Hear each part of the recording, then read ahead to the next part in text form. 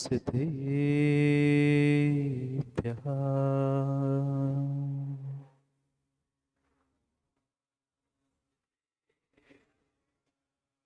श्रीमद्परं गम्भीर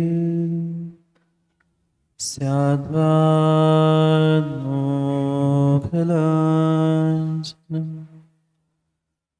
जीयान्त्रैलोक्यनाथस्य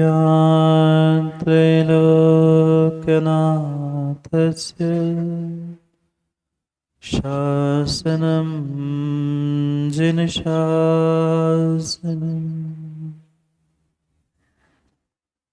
जय मंगलभूतारणं विमलाणं नारदंसनमयारं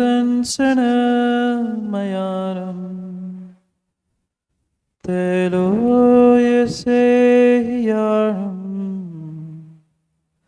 नमोऽस्यसवसीतारम्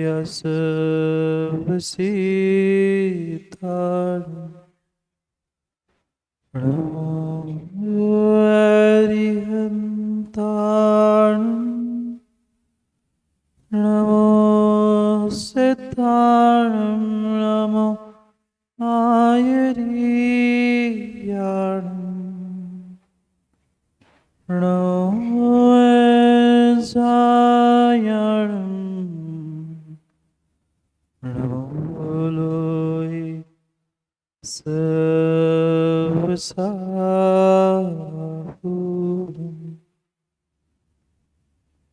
अनंत अनंत परम सिद्ध भगवान की 1008 से आदिनाथ भगवान के परम पूज्य आचार्य भगवान कुंद कुंद स्वामी के परम पूज्य आचार्य भगवान गुरुवर विशुद्ध सागर जी महाराज के सनातन जैन धर्म की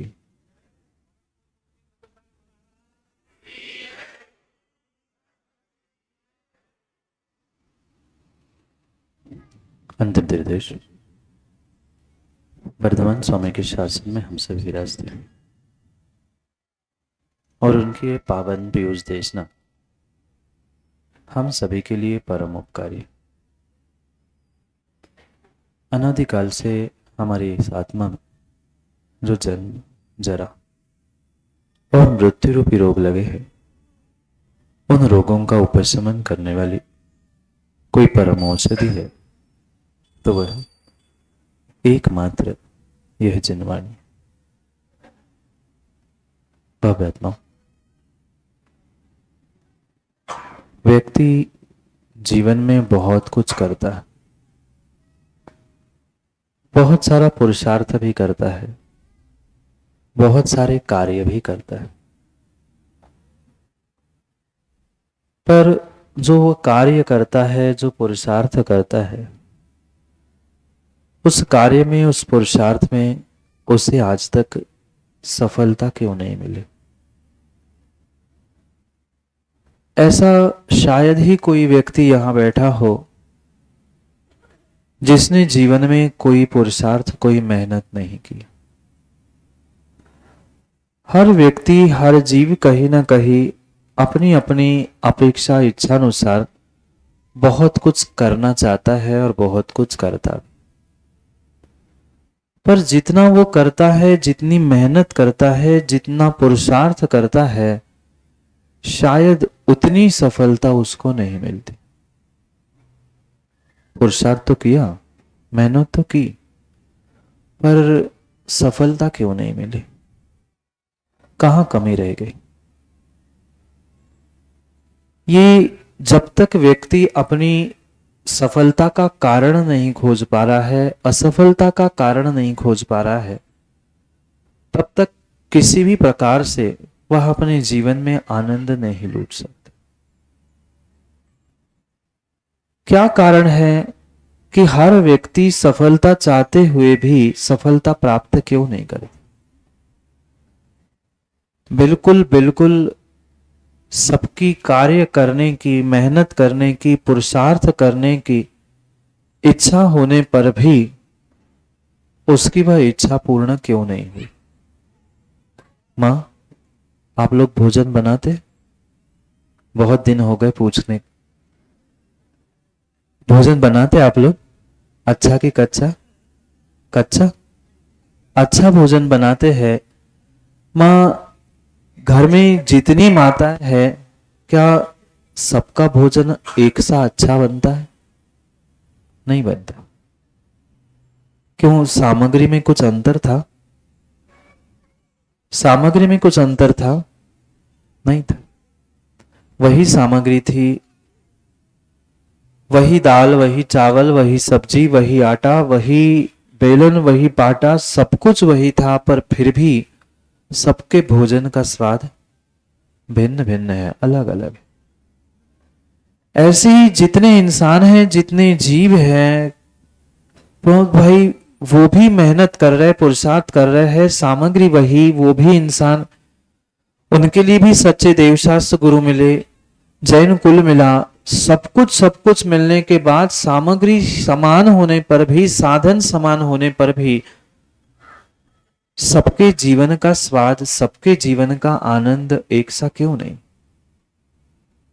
जब एक सामग्री से ही बनाया हुआ भोजन भिन्न भिन्न स्वाद में परिणत होता है, ऐसे ही एक ही प्रकार का जीवन जीने वाले जीवों के साथ भी हमें समझने की आवश्यकता है।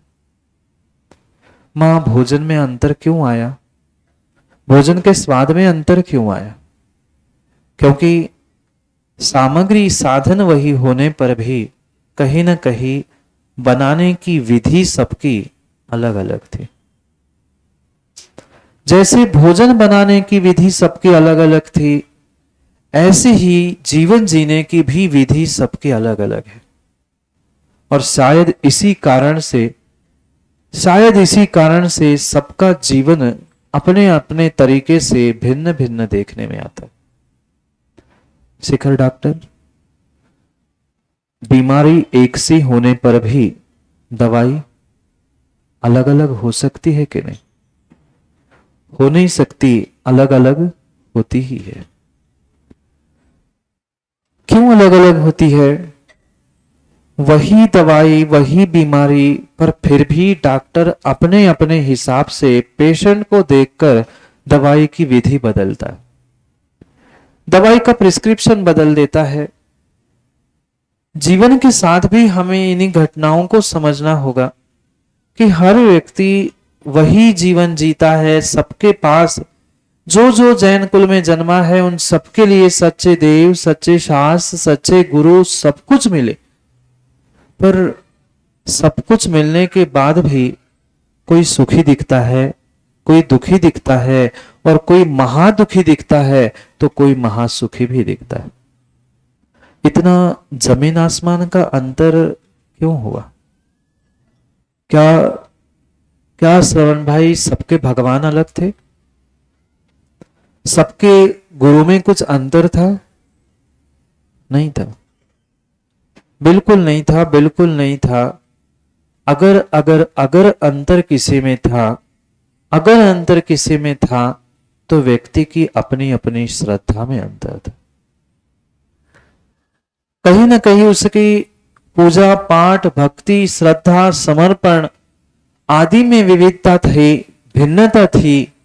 इसी कारण से सबके लिए अनेक प्रकार के पुरुषार्थ का, अनेक प्रकार का फल दिखाई देता।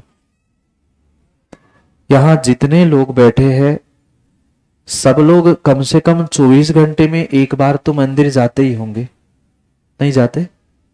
ऐसे भी बैठे होंगे 24 घंटे में से 2-4 घंटे मंदिर में बैठते। ऐसे भी माताएं होंगे जो 24 घंटे में 20 घंटे मंदिर में देते होंगे। पर ऐसा होने पर भी क्या जिस सुख शांति की चाह थी, वह आपको आज तक मिल पाई? नहीं मिली, नहीं मिली, नहीं मिली। क्योंकि वह विधि और वह बुद्धि सबकी एक समान नहीं थी। कोई किसी प्रकार से पूजा करता है, विधि का मतलब मात्र 8 द्रव्यों से भगवान को रिझाने का काम करना, इतना ही नहीं। क्योंकि ये ध्यान रखना, भगवान की पूजा, भगवान की आराधना भी होती है, चाहे गुरु की हो, जिनवाणी की हो। शायद आप लोगों ने तो कई बार पूजा की होगी ना। पूजा करते करते मनोज भाई कितने द्रव्य चढ़ाते आप हैं? अष्टद्रव्य चढ़ाते। आपके महाराष्ट्र में भी अष्टद्रव्य चढ़ाते। अभी आप मध्य प्रदेश में विधान पंचकला करा के आए, वहां भी 8 द्रव्य चढ़ाए। आज भी धोती दुपट्टा पहन के बैठे हो तो शायद आज भी आपने 8 ही द्रव्य चढ़ाई होंगे। अगर उन 8 द्रव्यों में से कोई एक द्रव्य कम है तो वह पूजा पूर्ण नहीं होती। चाहे निर्ग्रंथ मुनिराजों को भी दान देने के लिए आपने शुद्ध भोजन बनाया, पड़घान की भी व्यवस्था की, पर यह भी माताओं ध्यान रखना, 9 भक्ति में एक भक्ति भी कम है तो मुनिराज के आहार नहीं हो सकते। ये ध्यान रखना, ये ध्यान रखना, ये ध्यान रखना। जीवन के साथ भी, हमारे धर्म के साथ भी बिल्कुल बिल्कुल यही सिद्धांत लागू होता है।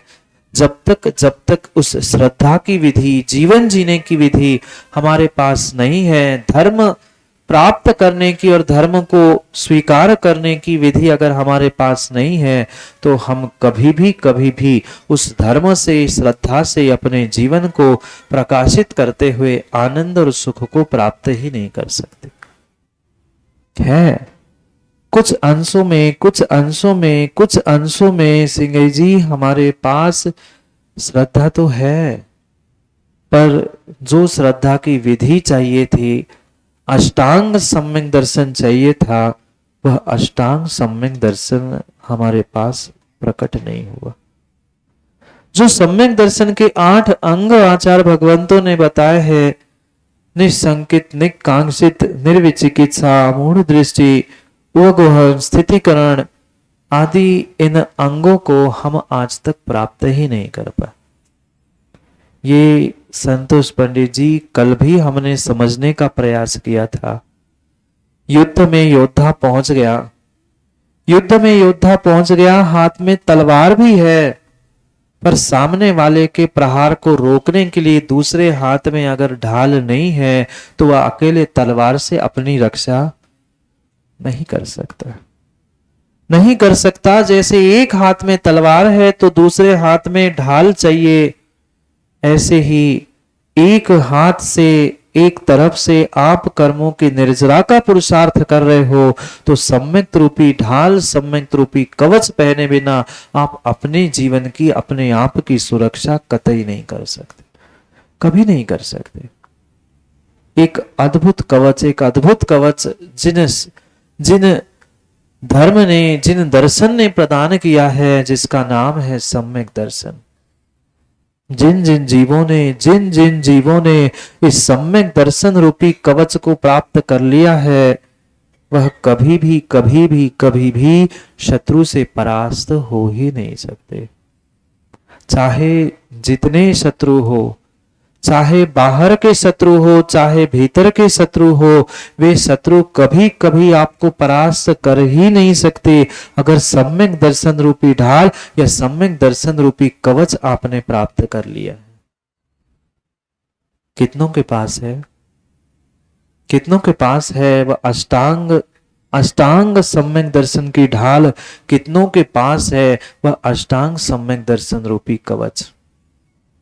थोड़ा सा काम बिगड़ता है, हमारी श्रद्धा, हमारा समर्पण तत्क्षण बदल जाता है। क्यों? क्योंकि वह अटूट श्रद्धा, अकाट श्रद्धा हम आज तक प्राप्त नहीं कर पाए। कहीं ना कहीं हमारी उस श्रद्धा में जो शंका, आकांक्षा आदि के भाव उत्पन्न हो रहे हैं, वही हमारे जीवन में, हमारी उस श्रद्धा में दोष लगाने का कार्य करे। और जीव दूसरों के दोषों को तो खोजना जानता है, पर मां अपने दोषों को व्यक्ति आज तक खोज नहीं पाया।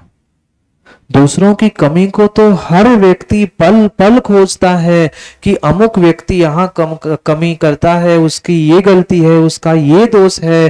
पर कंचेदी दाऊ व्यक्ति ने अपने स्वयं की गलती कब कब पहचानी, अपने स्वयं के जीवन के दोषों को कब कब पहचाना।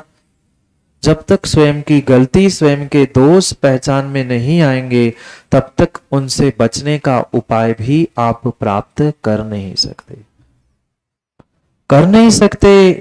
इसलिए सबसे पहले दौलत राम जी ने अपने उस छहडाला में, जिसके माध्यम से हम अपनी जीवन यात्रा को यहां समझने का प्रयास करेंगे, उन्होंने सबसे पहले कहा, बिन जानते, मुड़ावरा के तो सब ज्ञानी है, बिन जानन के दोष गुणन के कैसे तजिए गई है। छोड़ने के लिए भी जानना होगा, छोड़ने के लिए भी जानना होगा, और प्राप्त करने के लिए भी जानना होगा। चाहे तुम्हें गुणों को प्राप्त करना है तो गुणों को जानना होगा, और दोषों को छोड़ना है तो दोषों को भी जानना होगा। हम जानते हैं ना महाराज जी, बिल्कुल हम दोष गुण बिल्कुल जानते हैं, दूसरों के दोषों को देखते हैं और अपने गुणों की बढ़ोतरी करने के लिए गांव भर में डंका पीटते हैं। दोष भी हमें अपने ही खोजने थे रज्जू भाई, और गुण भी हमें अपने ही खोजने थे। जब जब हम दोष खोजने की, दोषों की बात करते हैं, हम पर के दोषों में उलझ जाते हैं, और जब जब गुण दिखते हैं तो मात्र हमें अपने स्वयं के गुण दिखते हैं, दूसरों के गुण हमें दिखते ही नहीं। यही सबसे बड़ा हमारा दोष है, यही सबसे बड़ी गलती वृद्धि डॉक्टर व्यक्ति की है कि सामने वाले के दोषों को अगर तुम देख रहे हो, यही तुम्हारा सबसे बड़ा दोष है। इस संसार में कोई ऐसी वस्तु, कोई ऐसा व्यक्ति नहीं है जिसमें कोई गुण नहीं है। पर कितनों के गुण हमने देखे, कितनों के दोष हमने देखे। हमें अपनी कमी को, हमें अपने कमी को, अपने दोषों को सुधारना था। जब तक ये 8 दोष सम्यक के दूर नहीं होंगे, 25 दोष सम्यक के दूर नहीं होंगे, तब तक हमारी श्रद्धा निर्मल होने वाली नहीं है। और श्रद्धा निर्मल नहीं है, निर्दोष सम्यक दर्शन नहीं है, तो तुम्हारा प्रत्येक पुरुषार्थ, प्रत्येक मेहनत व्यर्थ है।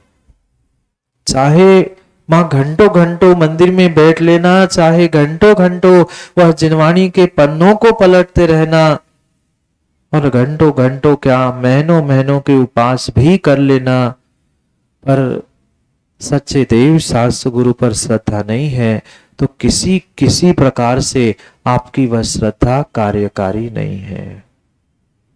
नहीं है, साधन मिले हैं, सब कुछ साधन मिले हैं, हमें सच्चे देव शास्त्र गुरु सब कुछ समय पे मिले हैं, पर क्या करें, समय पे हमें समझ नहीं मिल पा रही है। समय पे समझ नहीं मिल पा रही है, समय पे सब साधन मिलने के बाद भी समझ की कमी है, और समझ की कमी के कारण ही व्यक्ति समझदार बन के भी नासमझ बनने का ढोंग करता है। माताओं ना समझ हो, माताओं ना समझ हो, आप लोग ना समझ हो नहीं। कौन यहां बैठा हुआ ना समझ है? कोई कोई कोई ना समझ नहीं है, पर फिर भी क्या समझदार हो? अब तो हाँ कह दो, अब तो हाँ कह दो। ना समझ नहीं है ना, फिर क्या समझदार हो? समझदार भी नहीं है महाराज, समझदार भी नहीं है, ना समझ भी नहीं है, और समझदार भी नहीं है। समझदार होते तो शायद यहां होते, और ना समझ होते तो शायद यहां नहीं होते। बहुत अच्छे से समझना, ना समझ नहीं है, ना समझ होते तो घर में होते, और समझदार ही होते तो यहां होते। क्या करे, ऐसी स्थिति है कि हम ऐसे अधकुचरे हैं, ना घर के, ना, जोर से बोलो ना घर के, ना कौन कौन, मैं कुछ नहीं, मैं तो पूछ रहा हूं, ना घर के ना घाट के। यही स्थिति है, यही स्थिति है। हम ना समझ भी नहीं है, मूर्ख भी नहीं है, बुद्धिहीन भी नहीं है, पर समस्या ये है कि हम बुद्धिमान बनने का या समझदार बनने का प्रयास भी नहीं कर पा रहे है। कुछ कुछ कुछ तो अकल है, कुछ तो बुद्धि है, कुछ तो समझ है, पर क्या करे वह कुछ ही बन के रह गई है। हम उसे सब कुछ करने का प्रयास नहीं कर रहे हैं। कुछ तो श्रद्धा है पर कमजोर है। कहीं ना कहीं शंका उत्पन्न होती है, ऐसा हुआ तो, ऐसा नहीं हुआ तो हम डर जाते हैं, घबरा जाते हैं। ये जीवन में ध्यान रखना, ध्यान रखना। जिन वच में शंकान धार, जिन वच में शंकान धार। यहाँ तो छड़ाला पढ़ते पढ़ते पढ़ते पढ़ते बहुत सारों को याद भी हो गई, पर जैसे ही छड़ाला की पुस्तक नीचे रख दी, ग्रंथ नीचे रख लिया कि पुनः शंका होगी। क्या पता, क्या पता क्या होगा कि नहीं होगा। ये अभिनंदन भाई, कहीं ना कहीं श्रद्धा में तुम्हारी कमी है। वह अटूट अटूट अटूट श्रद्धा चाहिए। हमने सोच के रखा है, मुझे अगर सच्चे देव शास्त्र गुरु पर श्रद्धा है तो मेरा जीवन का कार्य ये सफल होके ही रहेगा। ऐसी श्रद्धा कितनों के पास है? नहीं है। ऐसी श्रद्धा कितनों के पास है? हम थोड़ा सा काम बिगड़ता है, थोड़ा सा काम मां हमारा बिगड़ता है, आंखों से गंगा, जमुना, नर्मदा, सरस्वती, कावेरी, पता नहीं कितनी नदियां एकत्रित हो जाती है। थोड़ा सा काम बिगड़ता है, कोई बहुत बड़ी आपदा, कोई बहुत बड़ा संकट नहीं। क्या आज तक कभी सीता जैसी आपकी अग्नि परीक्षा हुई? माताओं बोलो ना, क्या सीता जैसी अग्नि परीक्षा हुई? क्या द्रौपदी जैसी कभी आपके वह चीर पर हाथ किसी ने उठाया? नहीं। पर फिर भी वह अग्नि में होने पर भी उनके आंखों से पानी नहीं निकला था, और तुम अग्नि के पास जाने की बात भी नहीं सुन पाते हो उसके पहले ही। क्या करे, क्या करे, क्या करे। हर माँ यही सोचती है, बहुत दुख है, बहुत परेशानी, बहुत कष्ट है। कभी एक आध बार अग्नि परीक्षा दी क्या? नहीं दी। पर फिर भी कितनी डगमग हमारी श्रद्धा है, कितने कमजोर हम हैं। श्रद्धा होने पर भी हमारे पास वह पुरुषार्थ की सफलता नहीं है, क्योंकि मात्र हमारी भीतर की वह श्रद्धा की कमजोरी ही हमें उस विधि तक पहुंचा नहीं पा रही है।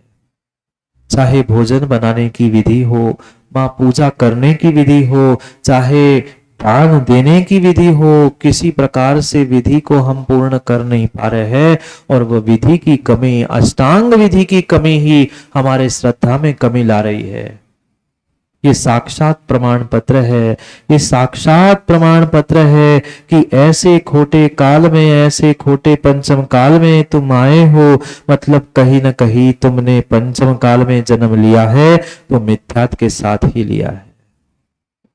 पंचम काल में मनुष्य बने हैं, सम्यक के साथ जन्म होता ही नहीं।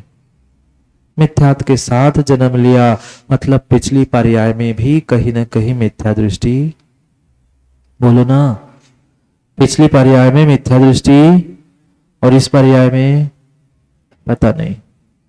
इस पर्याय का कोई ठिकाना नहीं, पर इस मनुष्य पर्याय में जन्म लिया है, पंचम काल में जन्म लिया है, मतलब मिथ्यात्व के साथ ही मरण हुआ था और मिथ्यात्व के साथ ही यहां जन्म हुआ है।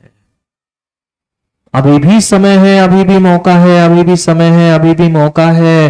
पुनः पुनः ये समय, पुनः पुनः ये साधन, पुनः पुनः ये सामग्री, सच्चे देव शास्त्र गुरु, ये निमित्त, ये समय, ये समझ पुनः पुनः मिलने वाली नहीं है। अभी समझ मिली है, समय मिला है, थोड़े से समझदार बनने का प्रयास करो, थोड़े से समझदार बनने का प्रयास करो। अपने सम्यक दर्शन को इन 8 अंगों से दृढ़ करने का प्रयास करो। जिन वच में शंकान धार, जो जिनेन्द्र भगवान के वचनों में खिरा है, वह 7 तत्व, 9 पदार्थ, 6 द्रव्य, 5 अस्तिकाएं, उनका स्वरूप यथार्थ है। बिल्कुल जो जैसा है वैसा ही है, न अन्यथा। संतोष पंडित जी, तत्वम नान्यम न चान्य था। तत्व अन्य नहीं है, तत्वों की परिणाम ही अन्य नहीं है। जो जैसा है वह प्रत्येक पंक्ति पंक्ति शब्द शब्द हमारे तीर्थंकर भगवान की दिव्य देशना में खिल चुका है। पंचम काल में क्या क्या होने वाला है, प्रत्येक प्रत्येक घटना क्रम का उल्लेख तीर्थंकर के वाणी में दिव्य देशना में हो चुका। जो चंद्रगुप्त ने, चक्रवर्ती ने स्वप्न देखे, उसका फल पूछने गए। पंचम काल में कहां धर्म रहेगा, कहां धर्मात्मा में कैसा विसंवाद रहेगा, क्या नहीं होगा, वह साक्षात हमारे तीर्थंकर भगवंतों ने कहा है। और वही आज क्या प्रतिफलित होते हुए नहीं दिख रहा? बिल्कुल वही वही वही प्रतिफलित हो रहा है। पर फिर भी हम जिनवाणी पे शंका क्यों जिनवाणी सच्चे देवशास्त्र गुरु पे हम शंका करते हैं? ऐसा कैसे हो सकता है? आज के युवा और आज की पीढ़ी तो वह आगम के कोई रहस्य को मानने ही तैयार नहीं, स्वीकार ही करने के लिए तैयार नहीं। क्यों? क्योंकि उन्हें तो मात्र प्रैक्टिकल दिखता है। ये जो थ्योरी में लिखा है वो उन्होंने प्रैक्टिकल दिखाकर ही लिखा है। भले ही हमारे सामने आज साक्षात केवली तीर्थंकर सच्चे मार्गदर्शक के रूप में नहीं है, और उनकी परोक्ष वाणी श्रुत शास्त्र जिनवाणी के माध्यम से हमारे सामने है। पर हमें डर लगता है, जिनवाणी के सत्य को दुनिया के सामने खोल के रखने के लिए संतोष पंडित जी आप जैसे कुछ जीवों को सत्य कहने के लिए भी डर लगता है। सम्यक दृष्टि जीव 7 भयों से, जानते हैं आप लोग, सम्यक दृष्टि जीव 7 भयों से दूर होता है। 7 भय उसे कभी स्पर्श ही नहीं करते, चाहे यहलोक भय हो, परलोक भय हो, मरण भय हो। किसी भी डर से, भय से वह किसी अन्यत्र अपने माथे को टेकने पहुंचता ही नहीं है। न राग से, न स्नेह से, न मोह से, न अपना काम बनाने के लिए। पर आज व्यक्ति अपना काम बनाने के लिए, अपना उल्लू सीधा करने के लिए कहां कहां पहुंचता है और क्या कुछ नहीं कर पाता है। सोचना, विचार करना। सम्यक दृष्टि जीव की सभी शंकाएं, सभी भय अपने आप विलीन हो जाते हैं। उन्हें डीके कोई शंका ही नहीं होती। जिज्ञासा प्रश्न हो सकता है पर शंका नहीं होती। जहां शंका है वहां निशंकित अंग नहीं है। शंका नहीं होती, जिज्ञासा हो सकती है। हमने ऐसा सुना है, हे प्रभु, हे गुरु, हे भगवान, ये कैसे हो सकता है? मेरी समझ उतनी नहीं है, आप मुझे समझाने का प्रयास करें। ऐसी जिज्ञासा होना भिन्न विषय है, पर सम्यक दृष्टि को शंका नहीं होती। सम्यक दृष्टि को शंका नहीं होती। सभी शंकाएं, सभी भय उस सम्यक दृष्टि के समाप्त हो चुके होते हैं, क्योंकि सम्यक दर्शन के, अष्टांग सम्यक दर्शन के पहले अंग को ही समझाते हुए आचार्य भगवंत ने निशंकित अंग कहा। एक चोर, कौन था राजू भाई? एक चोर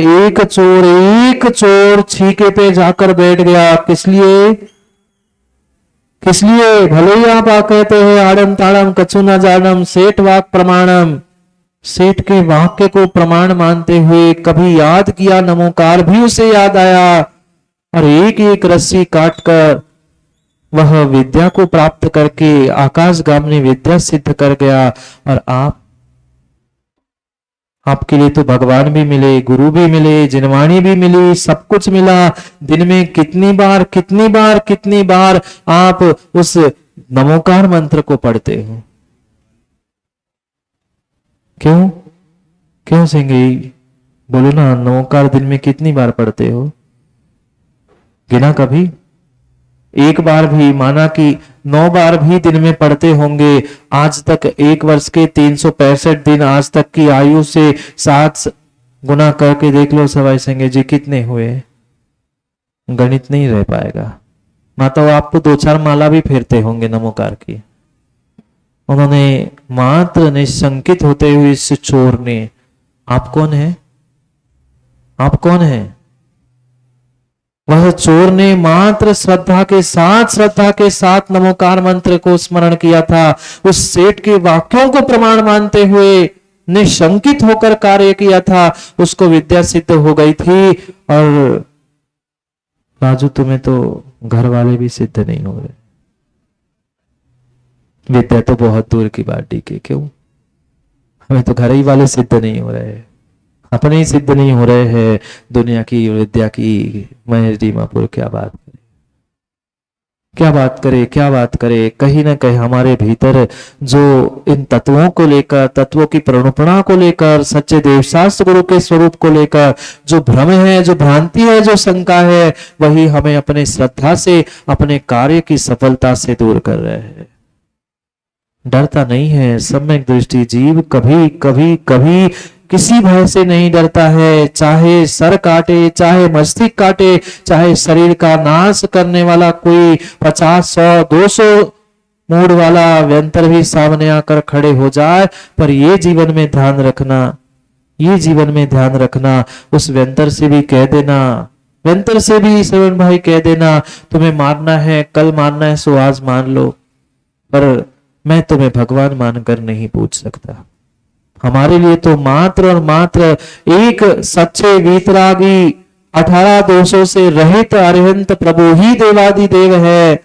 एक दिगंबर वेशधारी धरती के देवता ही महान गुरु है, और उनकी द्वारा प्ररूपित ये जिनवाणी ही जिनवाणी है। अन्य हमारे लिए सच्चे देवशास्त्र गुरु कोई है ही नहीं। ऐसी श्रद्धा होनी चाहिए।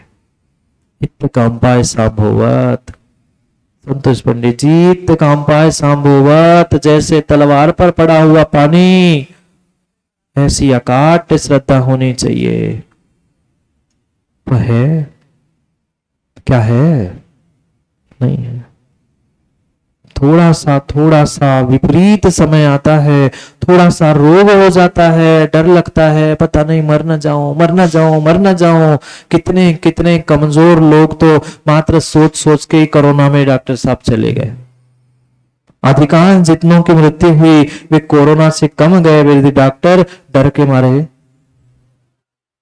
जितने बाहर, आप लोग तो ज्यादा पेपर और न्यूज सुनते हो, हाँ, विरला ही कोई है जिसको वास्तव में रोग बीमारी हुई थी। बहुत सारे तो हो ना जाए, और जितने डर के मारे घर में चिमाए रहे, वे बेचारे जल्दी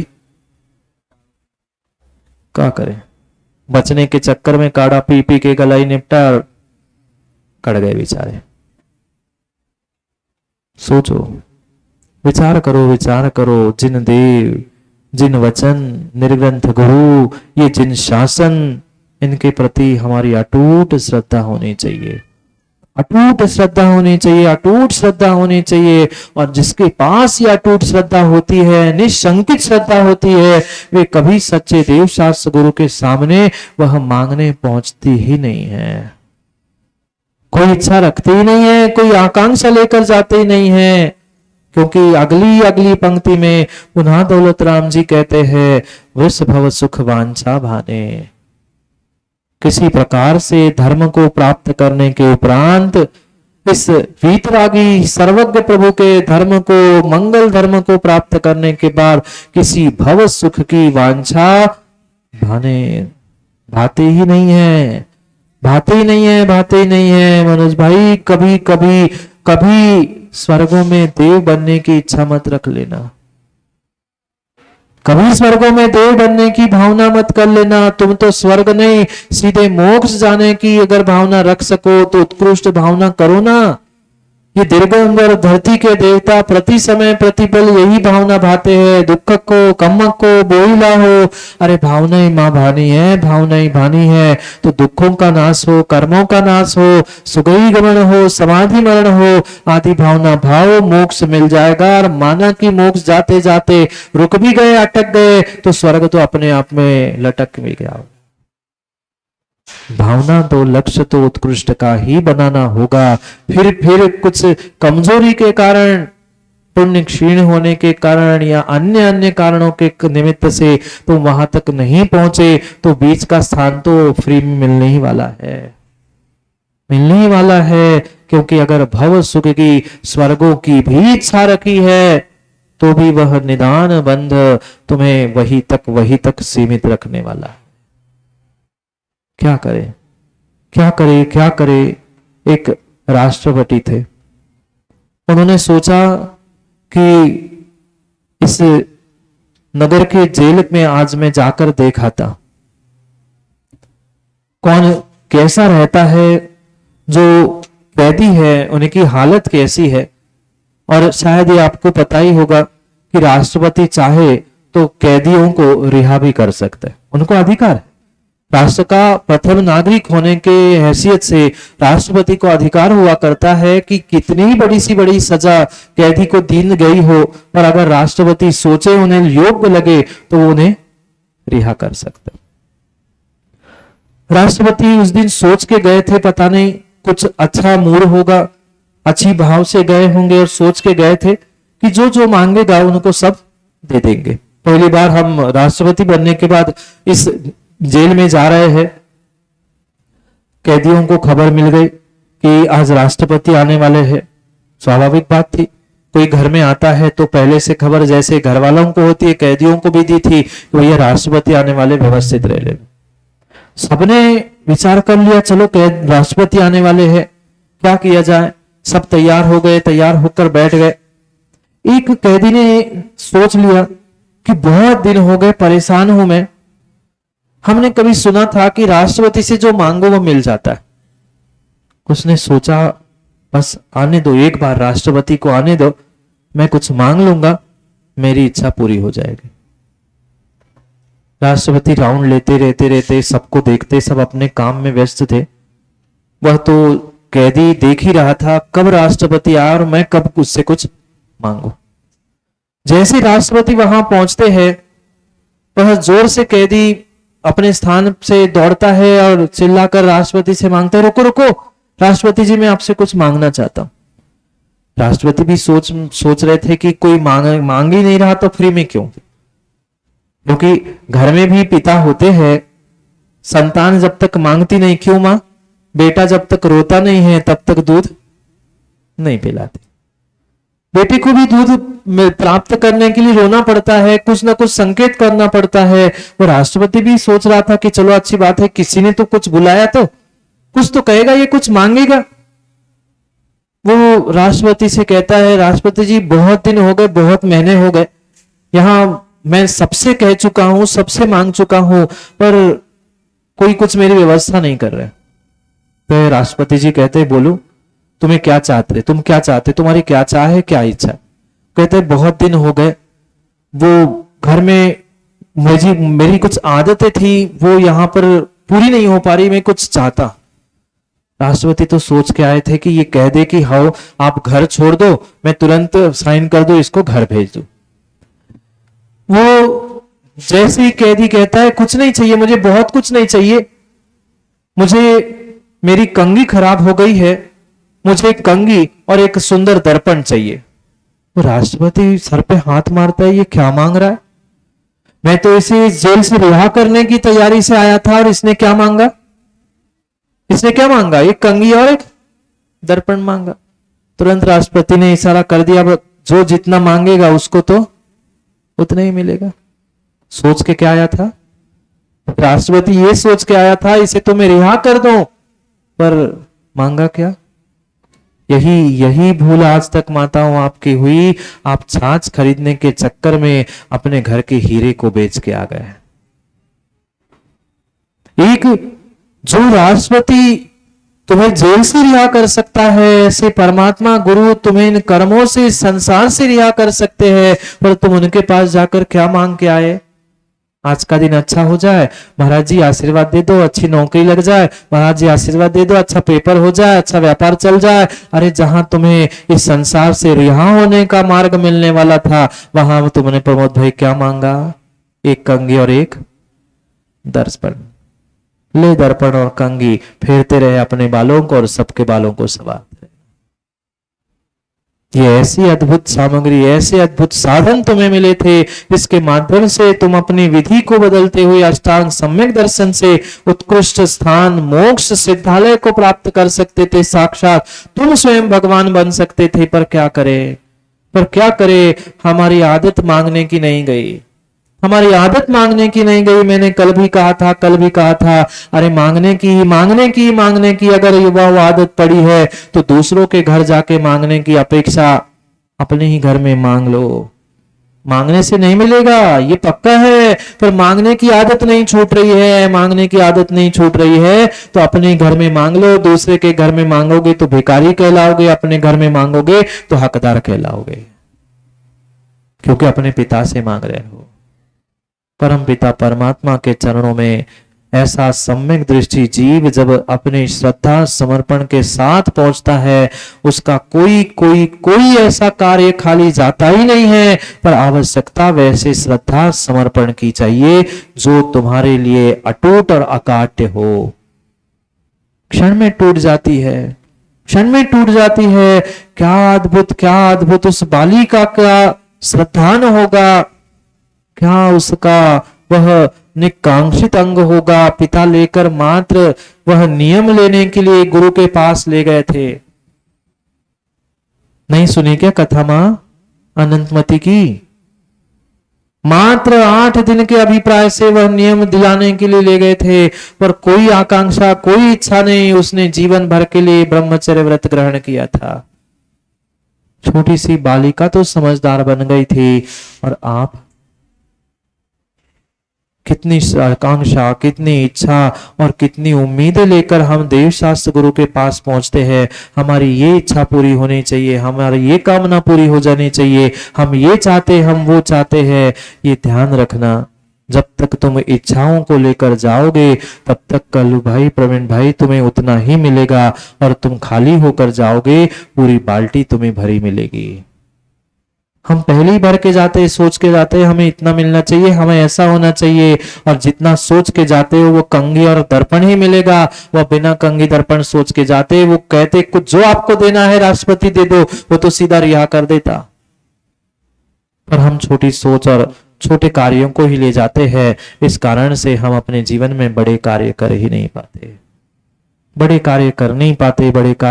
पाते।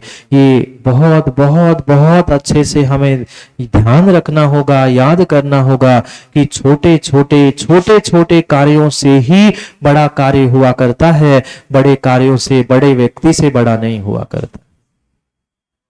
ये कोई छोटा कोई बड़ा नहीं। अभी समझ स्वागत जी कह रहे थे बड़े महाराज के प्रवचन, ये ध्यान रखना, कोई भगवान, कोई गुरु, कोई मुनि छोटा बड़ा नहीं होता, सभी के गुण समान ही हुआ करते हैं। हाँ, लौकिक भाषा में दीक्षा आदि आदि के क्रम में कोई छोटा बड़ा कहा जा सकता है, पर ना व्यक्ति छोटा होता है ना व्यक्ति बड़ा होता है। जो सम्यक दृष्टि जीव है, जो सच्चे देव शास्त्र गुरु का भक्त है, वह नियम से बड़ा होता है। भले ही उसके पास पैसा हो नहीं हो, पर श्रद्धा से तो वह बड़ा अपने आप हो ही जाता है। कितनी श्रद्धा हमारे पास है और कैसी श्रद्धा हमारे पास है, ये हमें समझने की आवश्यकता है। छाछ खरीदने के लिए ये बेशकीमती श्रद्धा, ये बेशकीमती नर्तन हीरे के समान, उसे बेच मत दो, बर्बाद मत करो। किसी इच्छा, किसी आकांक्षा के साथ कभी किसी सच्चे देव शास्त्र गुरु के चरणों में मत पहुंचना। श्रद्धा के साथ संतोष पंडित जी पहुंचते हो तो सब कुछ मिल जाता है। सोरे में मिला था कि नहीं? बिना सोचे समझे यहां भी मिला कि नहीं? बस श्रद्धा बनाए रखो, अपने आप सब काम हो जाता है, अपने आप सब काम बन जाता है। ये जीवन में ध्यान रखना, क्योंकि समय हो रहा है कंचे दीदाऊ, घड़ी का। इसलिए हम ना समझ नहीं तो कम से कम समझदार तो बने। प्रयास तो हम करें, जो हमारी ये श्रद्धा है जो निमित्त मिलने पर कमजोर हो जाती है, उस श्रद्धा को अडोल अकंप अटूट करने का प्रयास करो। और जितनी जितनी अटूट अडोल श्रंखा होगी, श्रद्धा होगी, उतने निशंकित होगे, और जितने निशंकित होंगे उतने ही निकांक्षित होंगे। कितने कितने महापुरुष मात्र उस सम्यक की बदौलत, मात्र अपने उस सम्यक श्रद्धा की बदौलत जीवन को बदलकर महापुरुष बने और प्रतुगभव मोक्षगामी बनकर अपने कल्याण करके चले भी गए। पर हम वही देव, वही शास्त्र, वही गुरु, वही जिनवाणी, वही दिव्य देशना, सब कुछ वही होने पर भी कहीं न कहीं कषायों से उलझ कर रह जाते हैं, कहीं ना कहीं कषायों में उलझ के रह जाते हैं। और जहां कषायों का परिणमन है, जहां राग द्वेष का परिणमन है, वहां नियम से तुम्हारे लिए संसार में ही बंधने का निमित्त मिलेगा, कर्मों से परास्त होने का ही निमित्त मिलेगा। कर्मों से, शत्रु से तुम कभी जीत ही नहीं सकते, नहीं जीत सकते।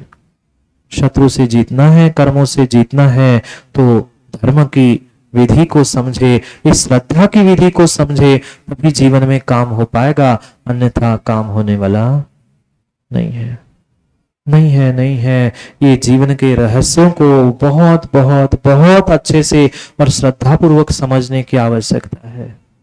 कब तक मांगते रहेंगे? माताओं, आप लोग नहीं मांगते भगवान के पास जाके?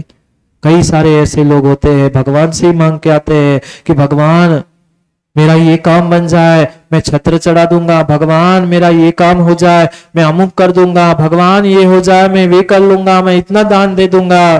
अरे तू पहले देख के तो देख, तू पहले देख के तो देख। देने के बाद अपने आप मिलता है। हम अपनी झोली खाली ही नहीं करना चाहते और लेना ही लेना सीख रहे हैं, तो देने वाला भी कहां से दे? मिलना भी हो तो कहां से मिले? पहले खाली करना है तो सीखना पड़ेगा, कुछ लुटाना तो पड़ेगा, तभी तो कुछ मिल पाएगा। बिना लुटाए, बिना छोड़े कुछ भी नहीं मिल सकता, कुछ भी नहीं मिल सकता। ये बहुत बहुत अच्छे से ध्यान रखना, क्योंकि मैं रोज एक बात याद दिलाता हूं, कुछ खोए बिना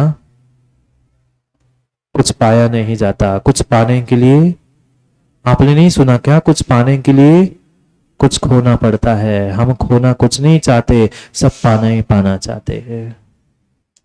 हम खोना कुछ चाहते नहीं है, हम खोना कुछ डॉक्टर साहब चाहते ही नहीं है, बस पाना ही पाना चाहते हैं। हम खोए बिना मिलेगा कैसे? कुछ ना कुछ तो स्वयं से खोना पड़ेगा, तभी तो कुछ प्राप्त कर पाएंगे। सिद्धों ने भी 8 कर्मों को खोया, तब 8 गुण मिले।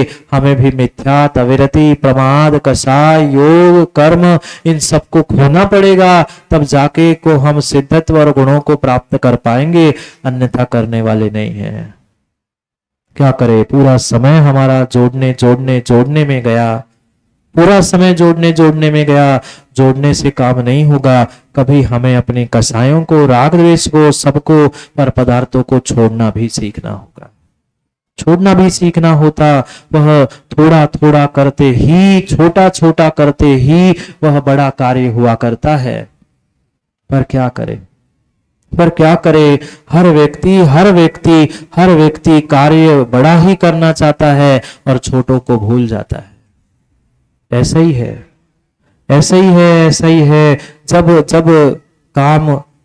जब काम होता है श्रवण भाई, तब व्यक्ति, वह जब काम जरूरत होती है तब भूल जाता है कि काम छोटे से होता है कि बड़े से होता है। माँ, कभी पैरों में कांटा लगा श्रवण भाई? जब पैरों में कांटा लगा था तो आप तलवार लेके पहुंचे होंगे कांटा निकालने के लिए। फिर क्या निकाला था? हैं? कैंची? मां बोलो ना, आप लोगों के पैरों में नहीं लगा कभी कांटा? जब कांटा लगता है तब कैंची, तलवार कौन काम में आता है? महेश पंडित जी, कितनी बड़ी साधन सामग्री काम में आती है। जितनी पैनी, जितनी छोटी सुई हो, उतने जल्दी से वो कांटा निकलता है। भले ही तुम बड़े तलवार, शस्त्र, अस्त्र सब इकट्ठा करके रख लेना, पर महेश पंडित जी, छोटी सुई अगर घर में नहीं है तो तुम्हारी बड़ी तलवार काम की नहीं है। बड़ी तलवार काम की नहीं है। बड़े से बड़े शेर को भी जब पिंजरे में, जाली में कैद किया था ना, तो काम में कौन आया था? कोई शेर नहीं आया था संतोष पंडित जी, वहां छोटा चूहा ही काम में आया था। पर व्यक्ति छोटे की कीमत से ज्यादा बड़ों की कीमत समझता है और छोटों को भूलकर बड़ों के पीछे दौड़ जाता है। बड़े से बड़प्पन नहीं मिलता, बड़े से बड़प्पन कपासिया नहीं मिलता, छोटे छोटे से ही बड़प्पन मिलता है। बड़े बने हैं तो छोटे से ही बने हैं। प्रमोद भाई पिता बन गए, पिता बन गए, कैसे बने? यश ने आपको जन्म दिया कि आपने यश को जन्म दिया? बोलो ना। नहीं, आपको यश ने जन्म दिया कि यश ने आपको जन्म दिया, इतना बताओ। प्रश्न नहीं आया क्या समझ में? पुनः पूछ लूं क्या? कपासिया जी, अनुभव को आपने जन्म दिया कि अनुभव ने आपको जन्म दिया? मां, किसने किसको जन्म दिया? आपने बेटे को जन्म दिया कि बेटे ने किसने किसको जन्म दिया? ये ध्यान रखना, ये ध्यान रखना। बेटा नहीं है, बेटा नहीं है। जब तक बेटा नहीं है, जब तक संतान नहीं है, तब तक बाप और मां नहीं है। भले ही वो छोटा है, पर छोटे ने जन्म नहीं दिया लिया होता तो बड़ा नहीं कहलाता। आप बड़े हो कि छोटे मनोज भाई? यवतमाल छोटे हो?